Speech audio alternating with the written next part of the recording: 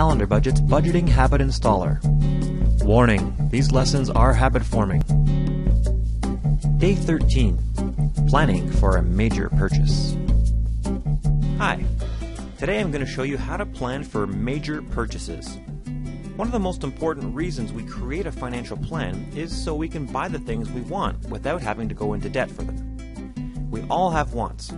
Some want a vacation, others a home theater, a new computer, a musical instrument, etc. The possibilities are endless and depend on your personal wants and desires. Using your calendar budget, you can plan for these purchases without having to go into debt for them. There may be some really large purchases where debt is inevitable, such as a home and perhaps a vehicle, but even these large purchases can be tempered with proper planning. So, here's how you can plan for a major purchase so you don't go into debt for it. Let's use the example of planning a family vacation that will estimate costs $4,000. Simply log into Calendar Budget, then skip forward to create the new entry for the family vacation when you want to pay for it, say 4 months from now.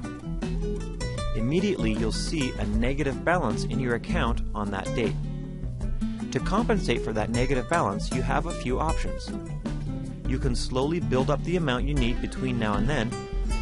Now you'll have about 16 weeks until the vacation, so you could reduce some miscellaneous expenses and transfer $250 per week into a savings account.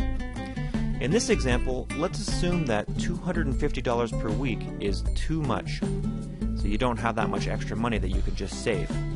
So instead, let's transfer just $100 per week into a savings account, with the difference coming from what you already have in your savings account and from the regular balance in your main account. Starting this week, create a repeating transfer entry for $100 from your main account over to your savings account. Set this entry to repeat 16 times. Then, back over on the day when we want to pay for the vacation, let's transfer $3,000 from our savings account into our main account. Since we have enough money in our main account to cover the extra $1,000, that should resolve our negative balance on the day of the purchase. Now, let's make sure to take a look at the months between now and the vacation date to make sure that we haven't broken our budget, especially looking for negative account balances. Also, look after the vacation for a few weeks to make sure your account is still okay. You may need to transfer a little more money from your savings account to cover upcoming expenses in the coming weeks, since you used some money from your main account. Now, of course, your real personal needs will be different, but the techniques will be very similar. The idea is to prepare for the future and pay for what you want with your money, rather than with borrowed money, such as a credit card. So, that's it. You did it. Congratulations. You're now well on your way to making that major purchase.